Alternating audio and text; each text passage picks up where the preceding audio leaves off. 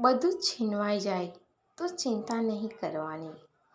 બુદ્ધિ અને અનુભવ કોઈની તાકાત નથી છીનવી શકે. ખાલી આત્મવિશ્વાસ હોવો જોઈએ. જિંદગી તો ગમે ત્યાંથી શરૂ થઈ શકે છે. સવાલ નંબર 1. ડૉક્ટરો કમર પર અને કેટલાક હાથ પર શા માટે ઇન્જેક્શન આપે છે? એનો જવાબ છે ઇન્જેક્શનની દવાઓ બે પ્રકારની છે. એક સીધી લોહીમાં મળવાવાળી અને બીજી સ્નાયુઓમાં મળવાવાળી. હાથ અને કમરમાં મસલ્સ ઇન્જેક્શન આપવામાં આવે છે. કમરમાં સ્નાયુઓ વધુ હોય છે, તેથી જ મોટે ભાગે જાડી દવા કમરમાં લગાવવામાં આવે છે. સવાલ નંબર 2. શું આર્મીમાં જોડાવા માટે રિશ્વત આપવી જરૂરી છે? એનો જવાબ છે ના. આપણે બધા જાણીએ છીએ કે આપણા દેશમાં ઘણો ભ્રષ્ટાચાર છે, પરંતુ સેનામાં જોડાવા માટે કોઈ રિશ્વત લેવામાં નથી આવતી.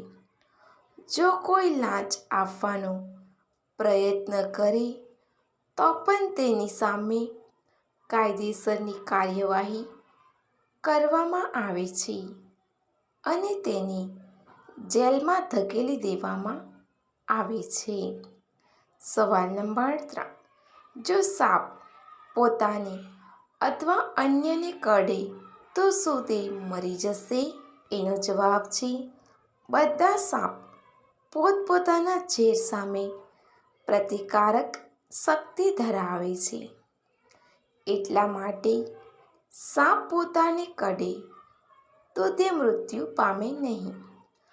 પરંતુ કેટલાક ઝેરીલા સાપનું ઝેર ખૂબ જ ઝેરી હોય છે, જે અન્ય સાપને મારી શકે છે, જેમ કે કિંગ કોબ્રા વગેરે.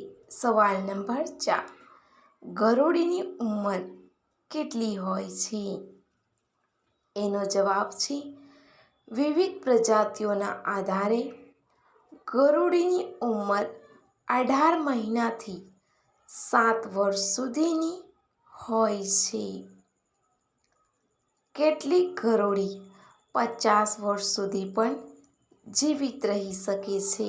સવાલ નંબર 5. એટલા ઇંચ ગયા પછી બહાર કાઢવાનું કહે છે? એનો જવાબ છે 8 થી 10 ઇંચ.